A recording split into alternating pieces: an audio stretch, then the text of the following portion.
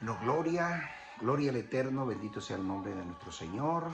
Hoy vamos a estar viendo un tema importantísimo que tiene que ver con la vida de los piadosos. La vida, las obras, las razones por las cuales Dios bendijo en medio de una situación adversa y va a requerir, por supuesto, de mucha atención de cada uno de ustedes. Y por supuesto me estoy refiriendo a tres personajes que allí sucedieron, que es lo que quiero hoy resaltar con ustedes. Primeramente a Cornelio, que era un teniente coronel, comandante de una unidad de centuriones acantonada precisamente en Israel, llamada La Italiana. También quiero hablar y hacer mención, bendito sea el Eterno, de Dorca, una mujer árabe, que fue una mujer piadosa sin lugar a duda, que en su momento buscó del Eterno y apoyó en todo lo concerniente a las dádivas, a las ofrendas, para que la obra de Dios fuera extendida. Era una mujer, según los eruditos que han investigado sobre este personaje, era una mujer con mucho dinero en el comercio. Y por supuesto, Simón. Simón, ¿quién era? Un hombre que se dedicaba a curtir los cueros o las pieles de animales, los cuales servían inclusive para hacer los rollos de la Torá. Y era un arte completamente. Todo esto estaba envuelto en un arte y es importante sacar a relucir todos estos temas que son de interés público. Por eso me voy a tomar mi tiempo respectivo para hacerle de conocimiento a todos ustedes, ¿verdad? A los que les gusta comer Biblia, a los que les gusta indagar en este mundo tan maravilloso como es la palabra de Dios. La palabra de Dios en su forma, en su manera de ver la vida de estos piadosos, no estaba registrado por dogma, ni tampoco se dejaban llevar por dogma. Era la palabra de Dios, dogma, entiéndase por dogma, filosofías de hombres enquistadas en su sentido general de prohibiciones donde Dios no prohibió, permitir o permisos donde tampoco Dios lo dio. Eso lo vamos a entender por dogma, así. Dicho esto, esto es una materia que tiene muchísimo que ver, muchísimo, pero muchísimo que ver con la resurrección entre los muertos. Un tema de ardua discusión que comenzó, por supuesto, con el libro de Daniel y era la promesa de Dios que Dios había hecho, por supuesto, al pueblo de Israel en sus principios y después fue Dios expandiéndolo para toda la humanidad, para retrotraer todo al comienzo, a la parte original donde Dios, sin lugar a duda, había diseñado el mundo para la eternidad a través del primer hombre llamado Adán. Yo quiero hacer una acotación aquí muy importante, según mi juicio. La Biblia nos prohíbe hacer juicio, juzgar con justo juicio, dice así. Cuando Dios hizo a Adán, obviamente antes había hecho todo lo concerniente para el hábitat respectivo, animales, puso macho y hembra, los puso, pero vio que Adán estaba solo y creó una mujer para él. Dice la Biblia que lo sacó de la costilla de él. Algunos eruditos dicen que fue de la parte donde hay más ADN, que es aquí cerca del corazón. Otros dicen que es de una costilla per se. Y otros llegan a afirmar que es parte de un hueso que forma parte de las extremidades inferiores del hombre. A todas estas la Biblia no aclara, hay unos midrash y la Gemara juega con algunas posiciones encontradas, pero son temas que Dios permitió dejar allí para dilucidarlo y para poder estudiarlo y profundizar en la palabra. Me atrapa Jesús el Mesías cuando dice que nosotros tenemos que escudriñar las escrituras, es decir, estudiarla. No está hablando en el sentido único, escritura, está hablando de las escrituras, está hablando en plural, de manera que no podemos dejar nada por fuera. Dios siempre ha ayudado a los dadores alegres. La Biblia completa está llena de ello. Por ejemplo, el libro de los Hechos, en el capítulo 20, verso 35, dice que a todos los judíos, les recuerdo, muy importante acotar aquí, en ese tiempo, en el tiempo de Jesús, en el tiempo de el segundo templo erigido, de los apóstoles, de las dos escuelas tradicionales, Shammai y Hiel, y una tercera que surgió con mucha fuerza, la escuela de los esenios, donde ya los eruditos están perfilando que su fundador fue Sadoc el Justo. Entre esos estaban otras personalidades muy importantes que formaron incluso teológicamente a Juan el Bautista y por ende a Jesús de Nazaret. Esos están allí en los rollos número 7 del Qumran, los rollos de Abacú, que le dan una proporción a los estudiantes de arqueología, a los literatos, a los biblistas, a los teólogos, a los rabinos y a todo aquel que se apasiona por el estudio de la Biblia. Solamente usted tiene que apoyarse en Google y hay muchos libros y autores que hablan precisamente de estos temas aparentemente controvertidos, pero que al final del día son temas educativos que fortalecen la fe de cada uno de nosotros. En ese libro, en el libro de los Hechos de los Apóstoles, dice allí que la enseñanza para todos ellos era trabajar en base a ayudar a los necesitados. Es decir, este concepto filosófico, político, comunitario, era nuevo para las otras naciones.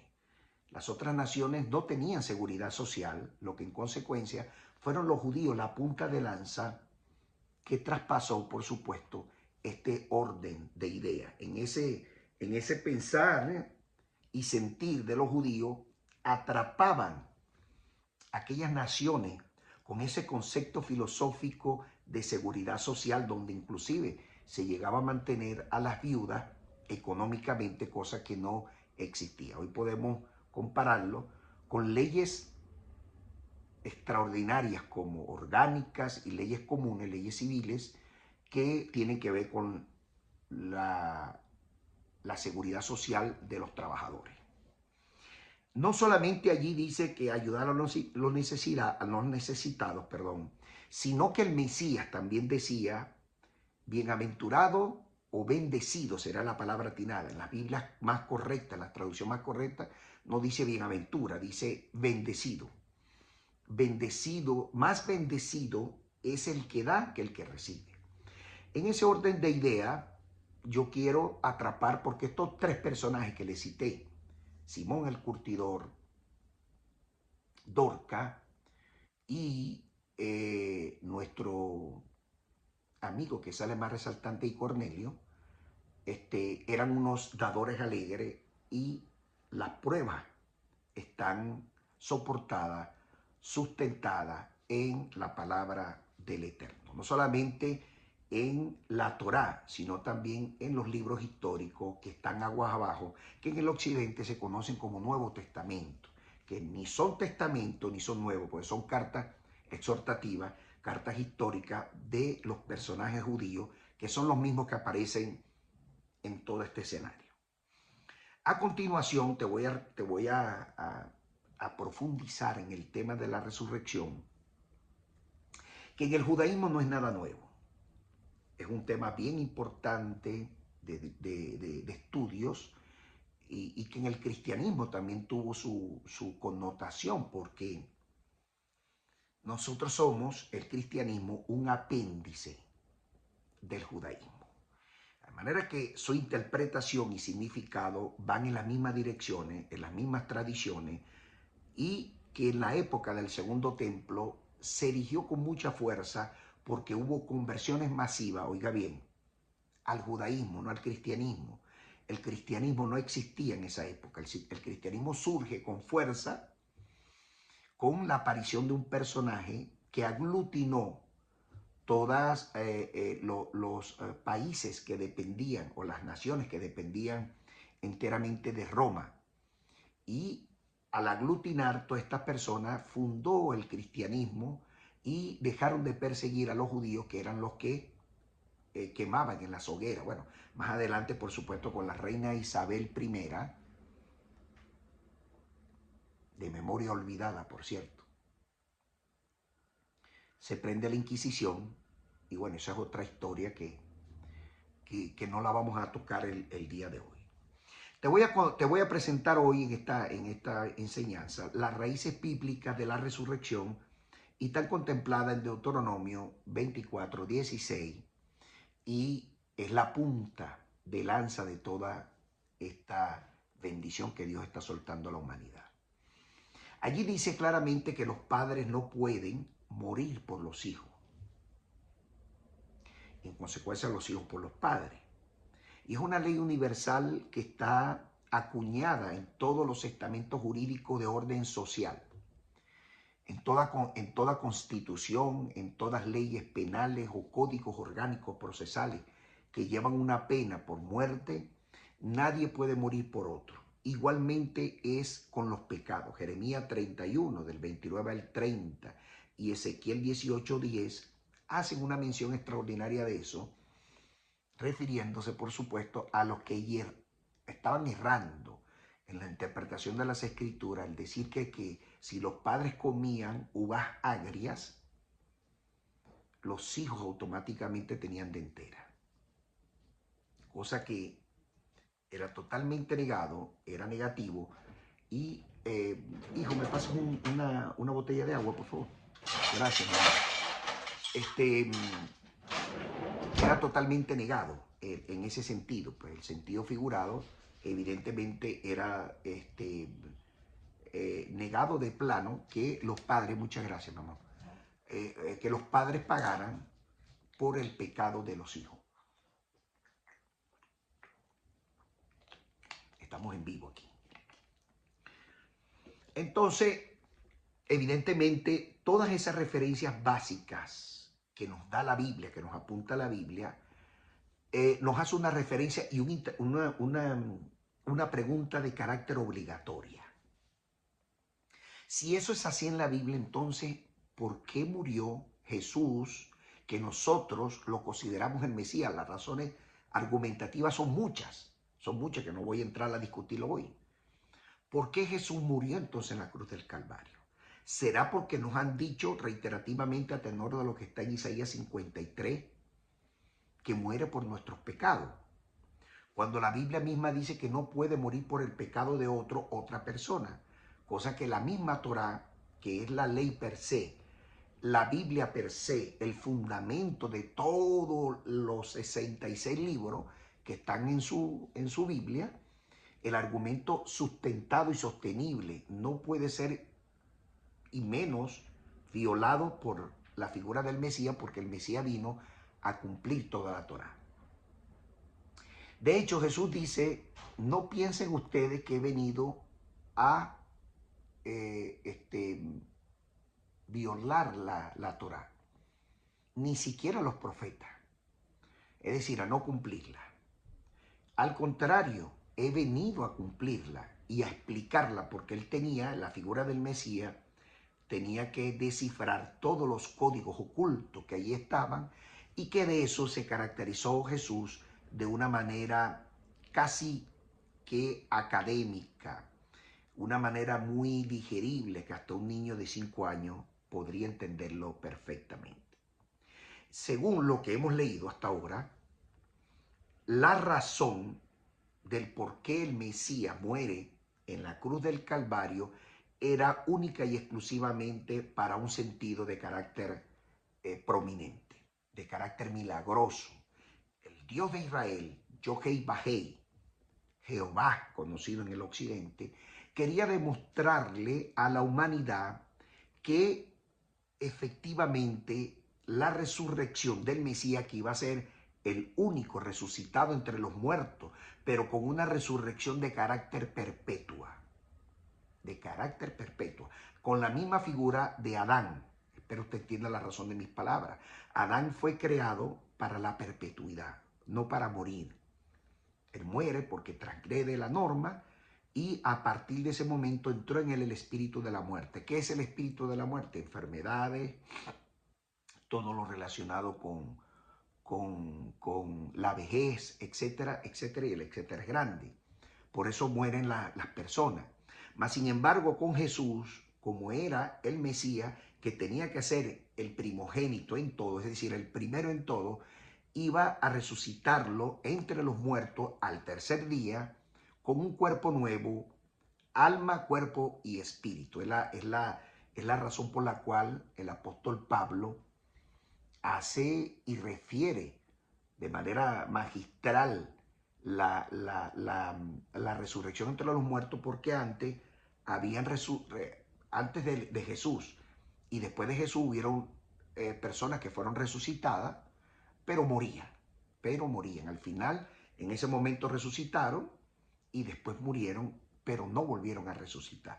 En el caso de Jesús, resucitó y está vivo. La tumba está vacía y está sentado a la derecha del Padre, según nos refiere las Escrituras.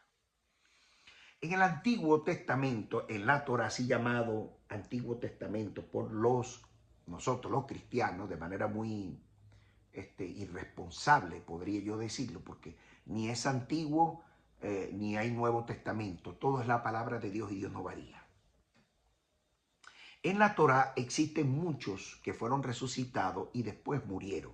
Por ejemplo, el hijo de la viuda de Serepta, en Primera de Reyes, capítulo 17 hasta el 24, donde el profeta Elías resucitó al hijo de esta viuda que había muerto. Se lo puso en su cuerpo y le pidió a Dios que le enviara el alma a ese cuerpo, y el niño resucitó. Evidentemente después murió. El hijo de la Sunamita, Segunda de Reyes, capítulo 4, del verso 8 al verso 37, donde el profeta Eliseo también hizo un milagro a la mujer Sunamita porque su hijo había muerto. Lo que en consecuencia también este muerto que fue resucitado, que revivió como un milagro, no pudo resucitar entre los muertos. Tenemos también la referencia que hace la Biblia de los huesos secos, en Segunda de Reyes, en el capítulo 13, del verso 20 en adelante, que muchos de los eruditos, muchos de los jajimines judíos, dicen que se refiere al pueblo de Israel cuando fue expandido por 2000 años y que todos creían que el pueblo de Israel había perecido dentro de las situaciones, por supuesto, adversas que ha tenido durante su historia, y que los huesos fueron como que traídos de diferentes partes. Allí la razón del rapto, que habla muy bien el apóstol Pablo, y a eso hace referencia e hincapié, según los últimos estudiosos de la materia determinan fehacientemente que el retorno de Israel fue el rapto que Dios había prometido. Si ustedes se ponen a revisar la palabra de Dios, se dan cuenta que estaba hablando del pueblo de Israel y que los trajo del norte, sur, este y oeste. En las cartas neotestamentarias, así llamadas por los teólogos, que no es otra cosa más que los masoretas, que hacen mención de la figura del Mesías de forma histórica. La hija de Jairo, por ejemplo, del rabino Jairo no era un pastor, y es muy importante aclarar eso, era un rabino, que por supuesto Mateo lo recoge en el capítulo 9 del 18 en adelante, también lo recoge Lucas, Marcos capítulo 5, por allá por el 21, en fin, varios evangelios lo recoge. Era el primero, el líder al frente de la sinagoga, es decir, era el rabino, donde el Mesías resucita a la hija de Jairo, mas sin embargo ella muere a posteriori, no resucitó como Jesús, que quedó plasmado así en la historia, que es el único resucitado entre los muertos. Bueno, tenemos la viuda de Naín, tenemos Lázaro, que por cierto, aquí quiero acotar algo. A Lázaro no lo resucita Jesús. Jesús oró a Dios. Si usted revisa la Biblia bien, ora a Dios y le dice, pero para que ellos crean que tú me has enviado, o tú me has escogido como el Mesías. Los santos que también resucitaron durante la muerte del Mesías, que bajó al Seol. Anteriormente no había infierno, solamente había Seol, que estaba separado en dos partes, donde estaban los del seno de Abraham y donde estaban, por supuesto, los malvados. Jesús bajó al Seol y rescató a todas esas almas que estaban allí, resucitaron, pero después fueron al descanso eterno, al paraíso que llaman. Eso está claro, lo que pasa es que nos complicamos la vida. Todos los santos, todos los que han muerto bajo la promesa, están descansando en el paraíso hasta que Dios envíe al Mesías en el momento más terrible de la vida, que va a ser la guerra del Armagedón. Ahí el Mesías va a levantar un pueblo. Los que están muertos en la esperanza del Mesías van a resucitar primero, y los que estén vivos morirán y serán transformados. Nuevo cuerpo, cuerpo nuevo, alma, cuerpo y espíritu totalmente nuevo. Cielos nuevos, tierra nueva, como estaba el cuerpo del Mesías, y esa es la razón por los cuales los dos que iban camino, dos discípulos de Jesús, de los 70, que iban camino a un camino llamado los dos de Emaú, así se llama en la Biblia, no reconocieron al Mesías porque el cuerpo era totalmente nuevo. De hecho, ellos vieron el antes, durante y después de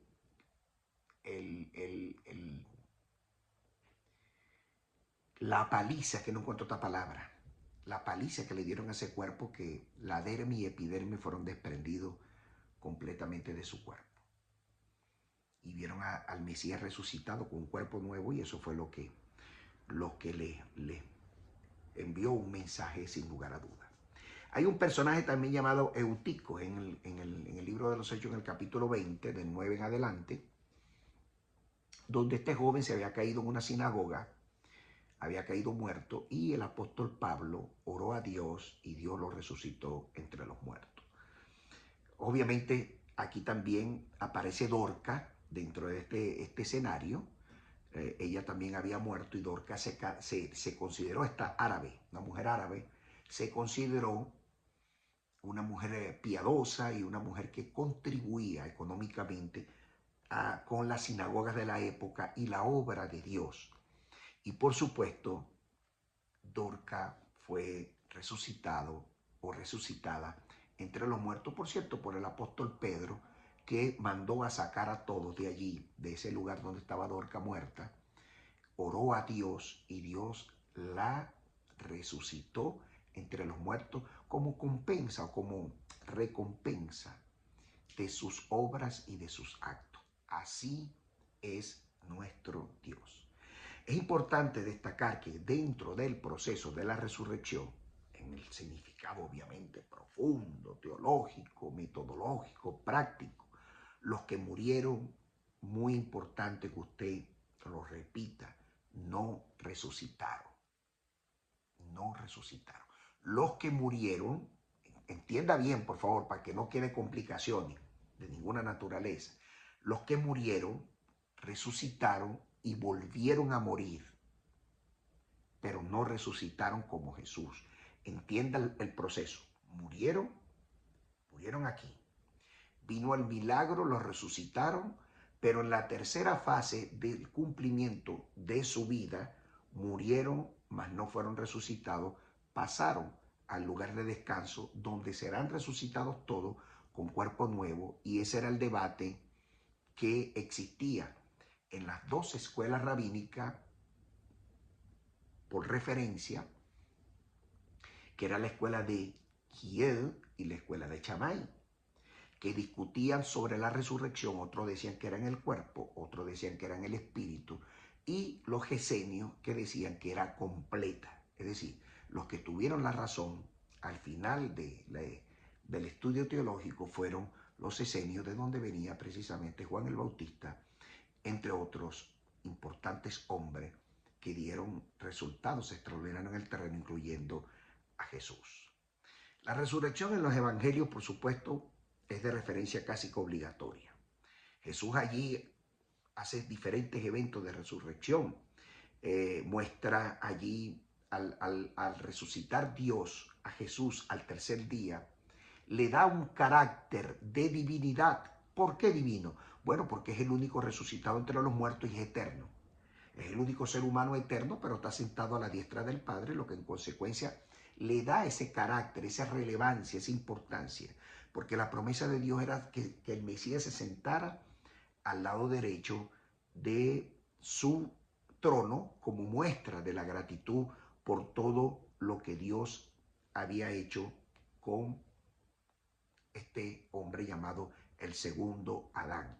Es decir, la resurrección de Jesús, Dios la valida como un mensaje contundente dentro de todas las enseñanzas bíblicas y confirma no solamente la identidad del Mesías, sino también que era el segundo Adán prometido según la palabra de Dios. Y por cierto, el apóstol Pablo habla muy bien de eso en 1 Corintios capítulo 15, verso 45 hasta el 49, y también hace una mención en la carta exhortativa a los romanos, en el capítulo 5 por allá, después del 12, hace mención de todo eso. Es decir, ofrece Pablo dentro de sus cartas exhortativas, le recuerda a los piadosos, a los santos, a los que se apartaban para el Señor, que la resurrección que Dios le dio a Jesús, hay esperanza para el creyente. De hecho, él apela al pueblo y dice, ustedes antes andaban sin Dios,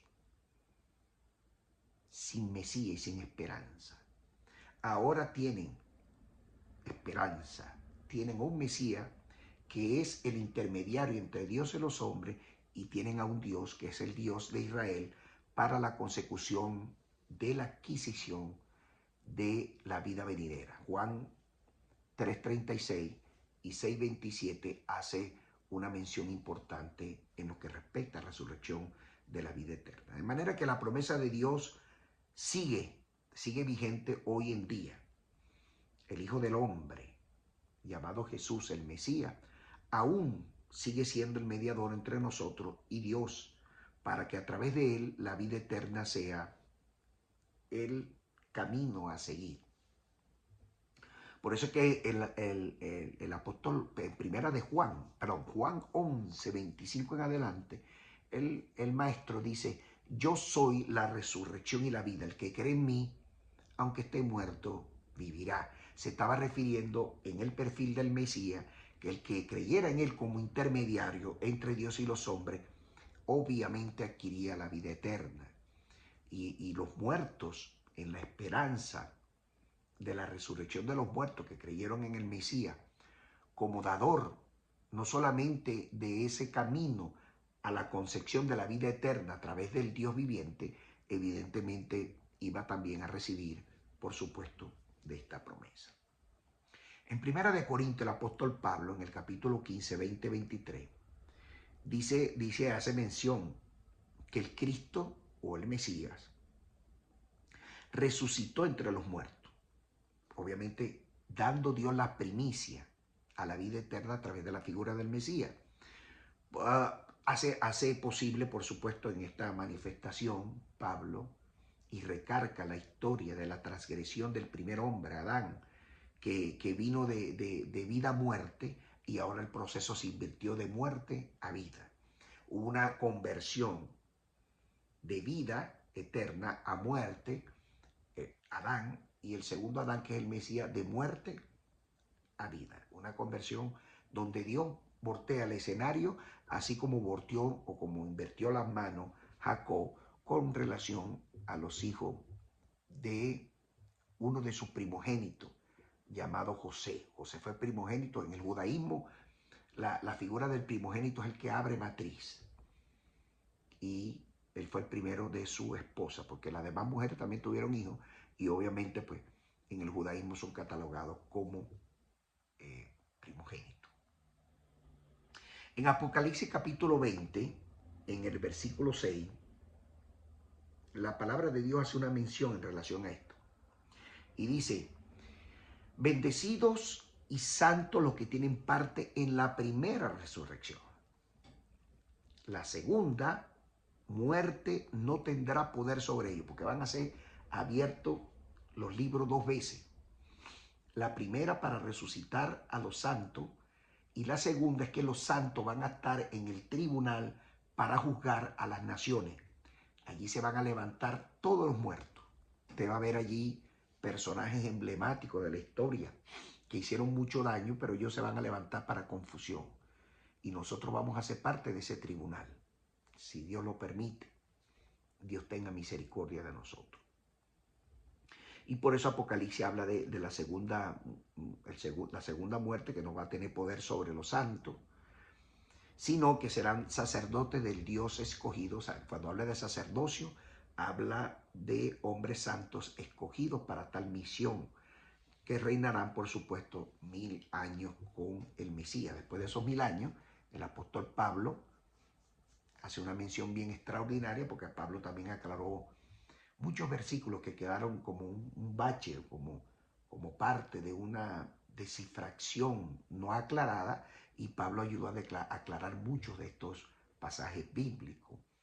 El apóstol Pablo hace mención que el Mesías, después de 1000 años, le entregará el mando, el poder, después de suprimir y poner a todos sus enemigos debajo de sus pies, le entregará el trono a Dios para que Dios sea en todo el primero, como siempre ha sido, porque Dios no comparte su gloria con nadie, Dios es Dios. Bien, dicho esto, y era necesario hacerlo.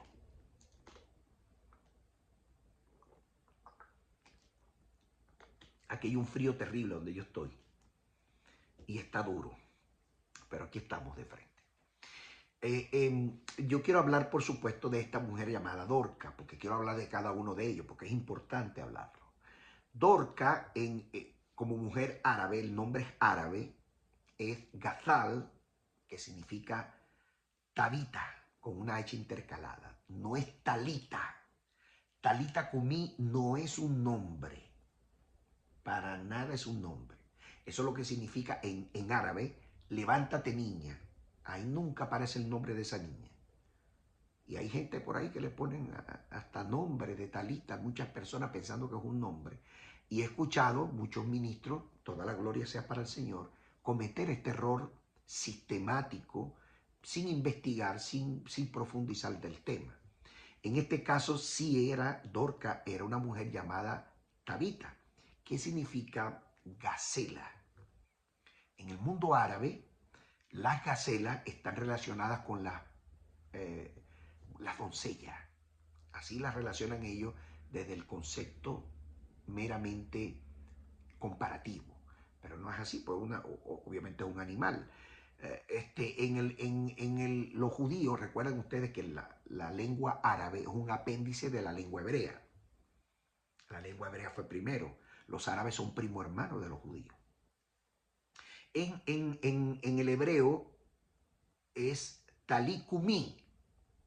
En hebreo, estoy hablando de talita cumi.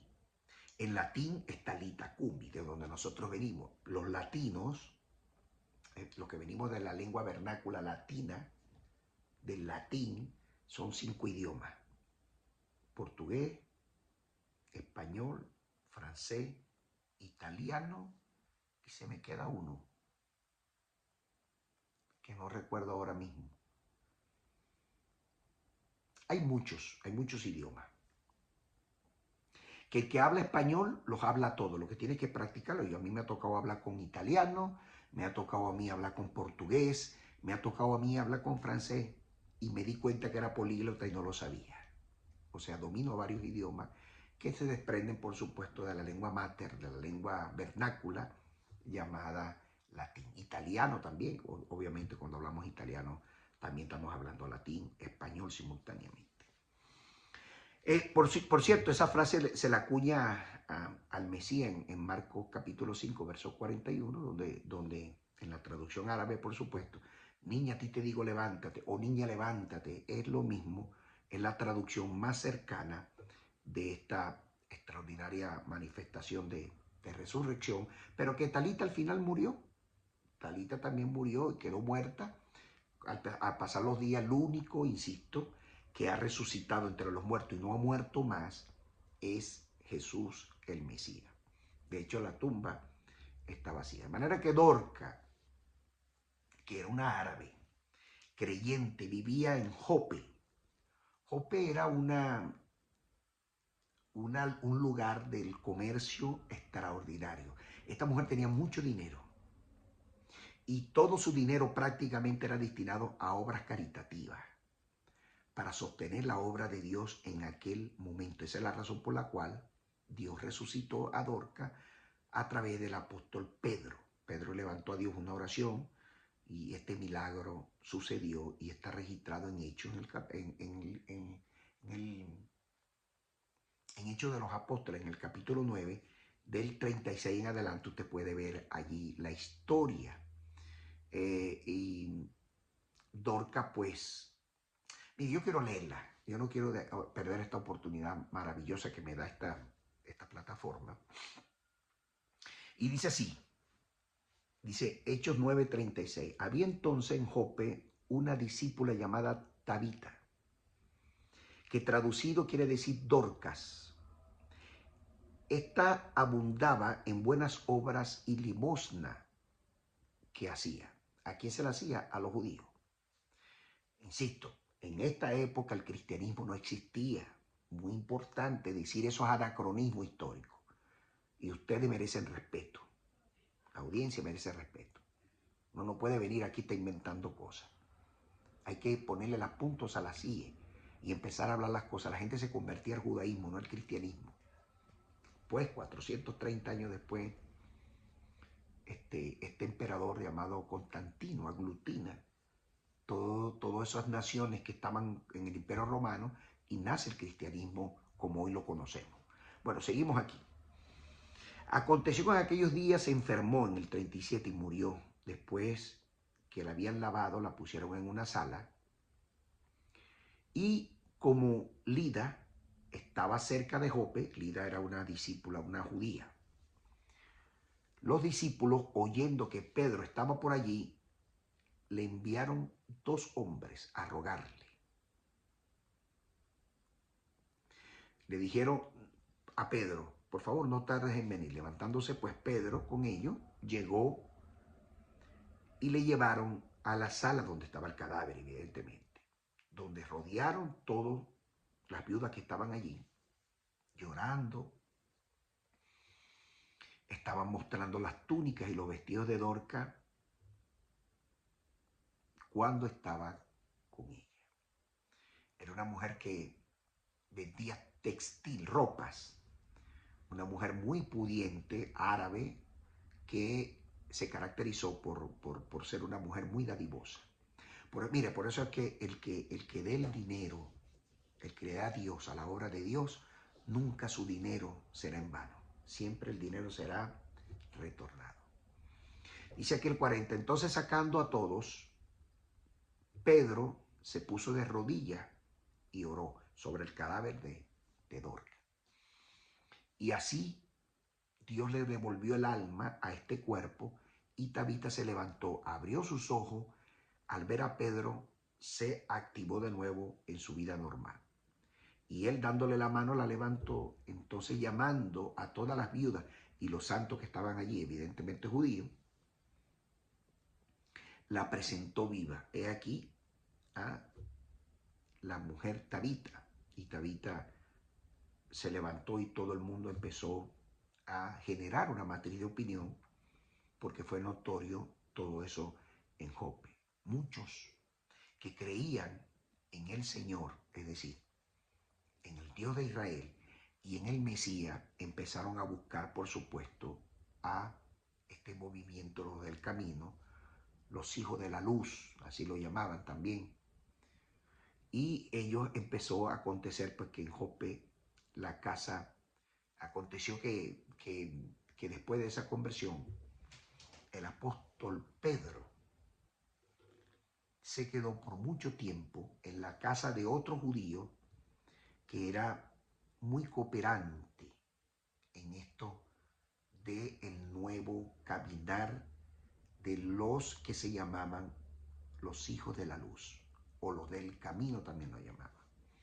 Estoy hablando de Simón el Curtidor. Era un hospedador por excelencia de todos los hijos de la luz y especialmente de Pedro. Era un personaje evidentemente desprendido de toda opulencia personal que se daba con creces pues al bien colectivo de en ese tiempo cuando los del camino hacían las obras. Muy importante, ya Jesús en estos acontecimientos ya Jesús había resucitado dentro de los muertos y estaba a la diestra del Padre. Los apóstoles empezaron a hacer su trabajo como era de hacerlo, pero la gente se convertía al judaísmo debido a los milagros que estaban, los abundantes milagros que se estaban dando en aquel momento. Ahora, ¿quién era este hombre? Simón el Curtidor. Bueno, él vivía en esa ciudad, en Jope, en Jaffa, eso es en Israel. Allí era de profesión, mire, esa profesión de curtidor era una profesión, como decir hoy, ingeniería. Como decir hoy, ¿con qué lo comparo? Con una persona que no solamente ayuda a la labor diaria, porque con el cuero se hacían bolsas para depositar líquido, para depositar cualquier cosa que usted quisiera bien, se hacía para hacer rollos de la Torá, en fin, eran los productos de los rollos, perdón, los cueros tratados y curtidos en aquella época era de mucha importancia. Obviamente eran cueros de animales llamado papiro. Él trabajaba con este tipo de cuero, ¿verdad? Y obviamente, como es que se hicieron muchos pergaminos con eso.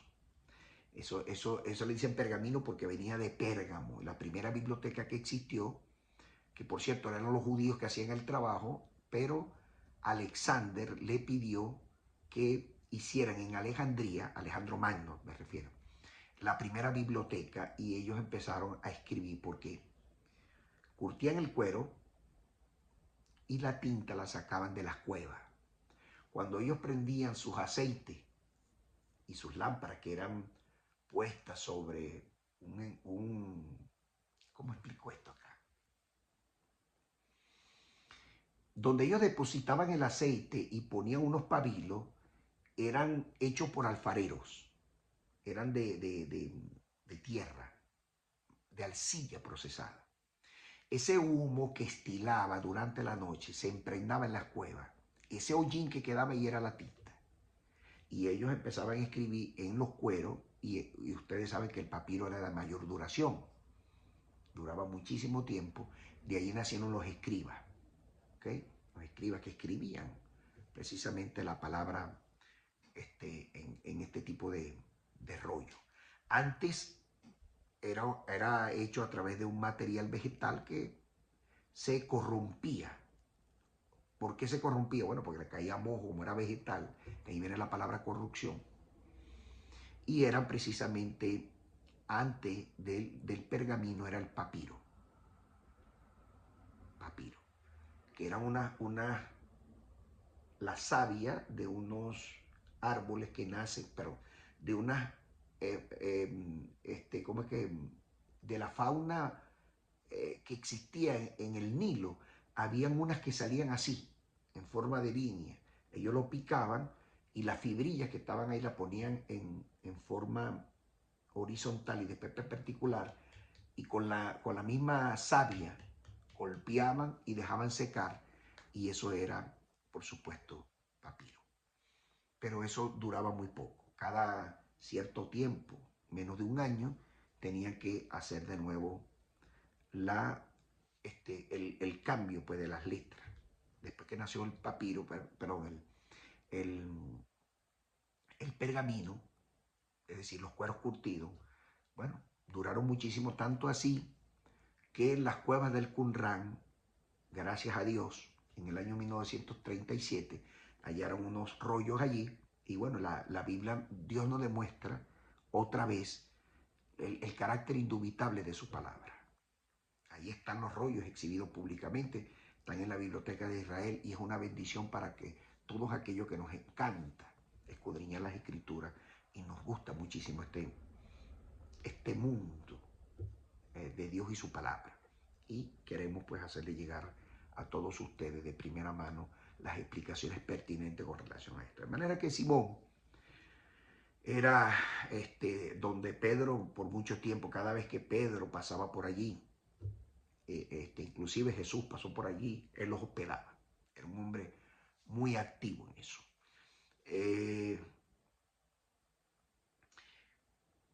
Dice, ahí cuenta el Nuevo Testamento, o las cartas de los masoretas, cuenta que en esa casa, precisamente en la casa de Simón el Curtidor, es donde Pedro tiene una visión, donde él ve con un lienzo grande que van bajando todo tipo de animal prohibido, a tenor de lo que está escrito en el libro Levítico, que está prohibido para los judíos hasta el día de hoy comer de animales impuros. Es una ley perpetua, eso no ha cambiado ni está eliminada.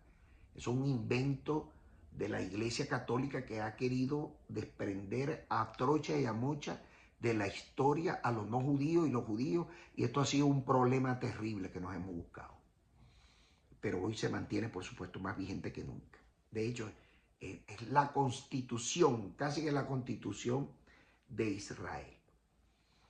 En esa época, cuando estaba Pedro allí, que tuvo la visión, existía este hombre que era comandante, teniente coronel, comandante de un destacamento que estaba acantonado allí en ese lugar, llamado La Italiana. Este comandante se llamaba Cornelio. Pero Cornelio, que vivía en César, que era una de las ciudades más, ¿cómo es que se llama? Una de las ciudades más prominentes de Roma, y por eso tenían ese destacamento allí, él era el comandante de eso. Bueno, él también le encantaba el mundo de los judíos. De hecho, era un creyente fehaciente al judaísmo. De hecho, hizo conversión en su momento. Este hombre llamado, este centurión, teniente coronel, llamado Cornelio. En esta visión que tuvo Pedro, en ese evento tan importante de la historia del judaísmo y posteriormente para nosotros los cristianos, es algo extraordinario en esa visión. ¿Por qué? Porque esa visión, como le dije anteriormente, en ese lienzo, Pedro ve todos esos animales impuros y le dice a Dios, no a Jesús, a Dios, que él no iba a comer de esos animales porque estaba prohibido para él por ser impuro, según registra Levítico capítulo 11, del verso 1 al verso 25, un mandato de Dios que tiene vigencia hoy más que nunca. Esa voz le dijo la voz de Dios le dijo a Pedro que se levantara y comiera. Y Pedro se negó rotundamente, citando, por supuesto, las leyes que así lo respaldaban para no comer animales impuros. Ahora, ¿qué significa la visión esa? Bueno, esa visión, entre otras cosas, es la voz de Dios hablándole a Pedro ahí, se considera, ¿cómo es que se llama? Una apertura hacia algo, bendito sea el Eterno, que va a dar resultado en su momento histórico. Y esto, por supuesto, es una metáfora, evidentemente, de la inclusión y la aceptación de un romano dentro del judaísmo. O sea, la conexión con Cornelio. ¿Por qué esa conexión? ¿Y por qué los judíos veían con cierto rechazo a los romanos, especialmente los tenientes coroneles? Bueno, porque para efecto de la cultura hebrea, y muy importante saber de esto, la cultura hebrea era importantísima porque ellos utilizaban lenguaje propio de la jerga. Ellos tenían y se dirigían hacia los no judíos, especialmente a los que iban a destruir la Torá, sus costumbres, los que se metían con los santos, los que destruían el templo, lo llamaban perro de manera despectiva. Y eso está escrito así. Y como no era judío, Cornelio era parte del pueblo prácticamente escogido por Dios, que él termina haciendo la conversión. Él termina convirtiéndose al judaísmo. Y esa es la razón por la cual en esa visión Cornelio marca un punto de inflexión, oiga bien, en la historia del judaísmo y hoy en el cristianismo, que lo conocemos a través de la palabra. ¿Qué muestra él aquí, Cornelio? Bueno, primeramente que él interactuó con Jesús en su momento, cuando uno de sus, ¿cómo decirlo? No quiero decir la palabra sirviente, sino uno de sus criados. Posiblemente no tenía hijo, posiblemente. Todo esto que estoy diciendo yo está sujeto a mi imaginación. Pero tenía un criado que estaba muy enfermo. Se le acercó al Mesías y el Mesías le dijo, vamos para tu casa. Y le dijo, no es necesario, porque entiendo bien que un judío no puede entrar debajo del techo de un romano. Pero yo soy un hombre de autoridad. Yo le digo a un centurión, a un soldado, ve y él va. Ven y él viene. Pero tú, como eres el profeta de Dios, suelta la palabra, dila y mi criado sanará. Y efectivamente atrapó la atención del Mesías. Y el Mesías, wow, dijo, no he visto tanta fe aquí en Israel como la que tú tienes. Tu criado en este momento ha sido sanado. Bueno, no fue en el instante, pasaron unas horas y vinieron de su casa a darle las buenas noticias de que efectivamente este criado había sido sanado. De manera que este teniente coronel del comandante del destacamento La Italiana, mencionado en el libro de Hechos de los Apóstoles, en el capítulo 10, ahí está la historia, verso 1 al 40 y algo, 45 por ahí, quizás 49, usted puede ver la historia completa de este personaje en el contexto del judaísmo. Para los judíos y para los que eran enemigos de Israel, que consuetudinariamente le hacían daño, ellos lo llamaban perros idólatras. Perros idólatras. Y esta palabra perros, perdonen ustedes, esta palabra perro, ¿verdad?, era acuñada por una razón, porque mezclaban la idolatría con la adoración a cosas paganas. Y esa es la razón por la cual el Midrash, que son jurisprudencia judía, y la Gemara, hace mención de la palabra perro, y le tengo algunos ejemplos que a continuación se los voy a dar. En el libro de Génesis, en el 44, verso 1, allí menciona el patriarca Jacob, y llamó a los generales de Faraón perros. Allí usted puede leer la historia, porque estaba tratando de capturar y matar, por supuesto, a su hijo José. Ahí lo puede ver con claridad. En el caso de la Gemara Gitín, ¿verdad?, en la Gemara Gitín 57b, menciona también el rabino Jonathan Ben Zakkai, del primer siglo,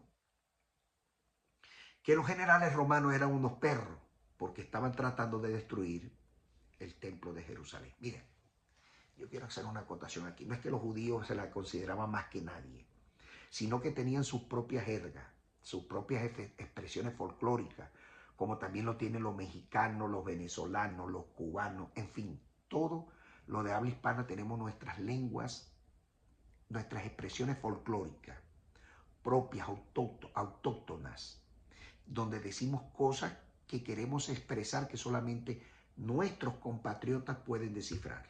Igualmente aplica para los judíos. Por eso que también en la Gemara del Sanedrín, en el 96b, allí se menciona que el profeta Elías llamó a los generales de Israel perros, a los generales de los reyes de Israel. El mismo profeta los llamó perros, porque estaban tratando de perseguirlos a ellos, a los profetas, para destruir el culto del Eterno. De manera que hasta ellos mismos le hacían alusión de la palabra. No era porque discriminaban a nadie.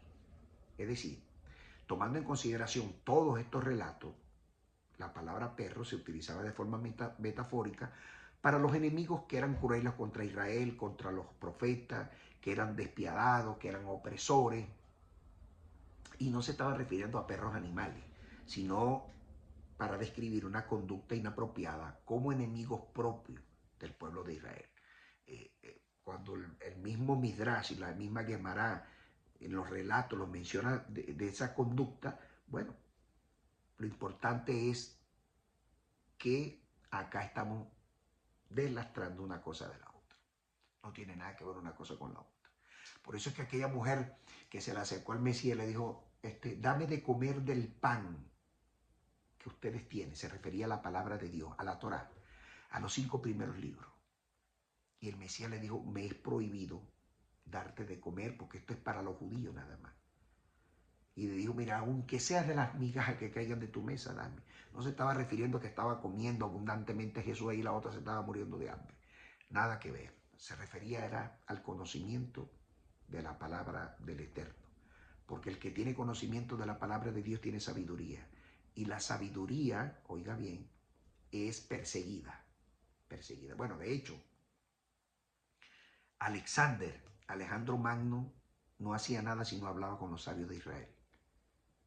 Era muy amado del pueblo de Israel, Alexander. Esa es la historia verdadera.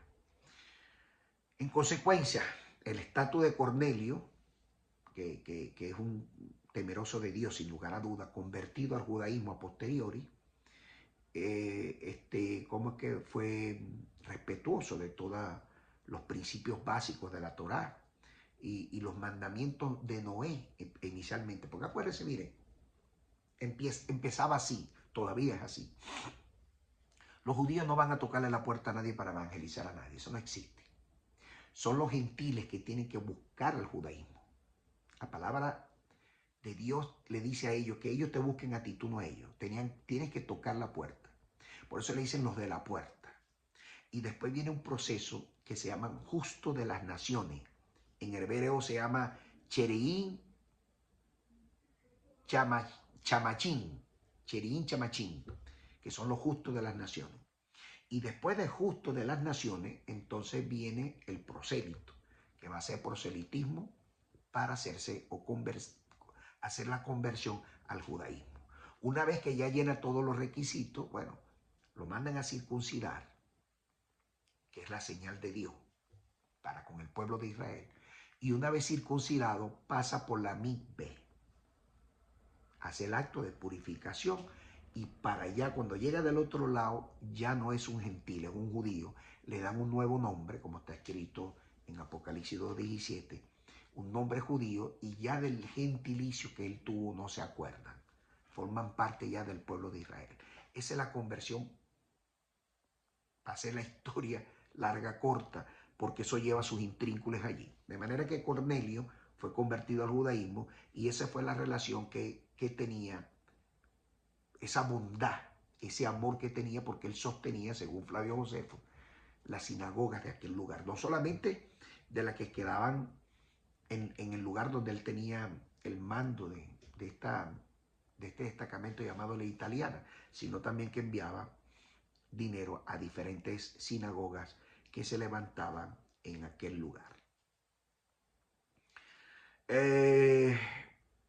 La visión y el significado de Cornelio, bueno, que el ángel ordena enviar a buscar a Pedro, un ángel, no es Dios, y en ese momento clave de la narrativa que cita el libro de los Hechos, la respuesta a la visión era que no llames impuro, es decir, perro, a lo que ya yo he limpiado. Y a partir de ese momento, Cornelio y su familia fueron marcadas, por supuesto, en este punto de inflexión, como inicialmente le había dicho, bendito sea Dios, con relación a la comunidad judía de la época, y se establece, por supuesto, el procedimiento de inclusión al judaísmo dentro de la comunidad es bien recibido. Y bueno, las iglesias cristianas también hoy en día tienen esa metodología. Cuando alguien se convierte al cristianismo, es bienvenido a la comunidad, pero nosotros no utilizamos la circuncisión, porque la nuestra es la del corazón, ni tampoco la micpe. La micpe en todo caso es a posteriori, cuando ya está bien conformado, bien establecido, prácticamente como prosélito del cristianismo, o sea, así podría caber en la historia, utilizando esa comparación, pues no se me ocurre otra cosa, cuando pasa por el bautismo, que es lo mismo que la micpe. Al bautizarse ya forma parte de la comunidad cristiana y bueno, se le pueden dar ciertos y determinados tratos, inclusive de predicar la palabra conforme al mandato.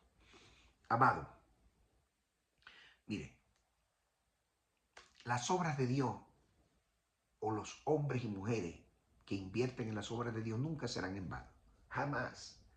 Dios reconoce el esfuerzo que uno hace a través del dinero. Cada lágrima, cada sacrificio que uno haga en este caminar con la obra de Dios será compensado. No solamente con milagros extraordinarios como este, sino también con la vida eterna. La vida eterna para el Señor es un acto de amor incondicional. Y Dios, cuando da ese regalo de la vida eterna, entonces sin lugar a duda, usted y yo, vamos a ser recibidos ante la presencia, porque todo lo que usted hace, todo lo que usted hace, todo lo que usted emprende o hace dentro de la obra de Dios, Dios lo ve con ojos de importancia. Sabe y conoce su sacrificio. Sabe y conoce el desprendimiento que usted y yo tenemos en un momento determinado para con su obra. De manera que nada, absolutamente nada aquí está de sobra. Todo lo que nosotros hagamos para la gloria de Dios es bien vista por el Eterno. Dios es un compensador. A Dios no se queda con nada. A Dios no le hace falta dinero. Dios no le hace falta alimento porque es un espíritu. A Dios no le hace falta una casa porque el universo es su hogar, apenas la tierra el estrado de sus pies. Dios no necesita nada de nosotros. Dios nos pone a prueba para ver hasta dónde nosotros podemos desprendernos por el amor a su nombre. Dicho esto, yo quiero orar por ti y quiero orar por mí también. Le quiero levantar una oración por esta enseñanza maravillosa. Y permítame, Señor, orar por todos aquellos que van a ver este mensaje. Amantísimo Dios del cielo, Padre eterno, que este mensaje sea de bendición para todo aquel que oye. Señor, la única intención de mi corazón es ser una atalaya, de levantar cercos de protección y cercos que vayan en la dinámica del crecimiento de la fe de cada uno de los que escuchan, para que cada uno de ellos sea entendido en tu palabra, para que cada uno de ellos crezca en la fe, para que cada uno de ellos vea y sepa diferenciar entre el escogido tuyo, Jesús el Mesías, y entre tu majestad, entre tu posición como Dios único y verdadero, porque después de ti no hay más dioses. Tú eres el único Dios entre todos los que dicen que existen otros dioses. Gracias te doy, Dios poderoso, sempiterno, por esta oportunidad que me estás dando para interactuar con estos hermanos que están en estas maravillosas redes sociales. Entiendo, Señor, y atesoro en mi corazón que la lucha no es fácil, pero que tú nos darás a nosotros el poder, la sabiduría y la gloria para poder emprender este camino lleno de bendición. Que la paz del Señor, que sobrepasa todo entendimiento, nos alcance a todos el día de hoy. Paz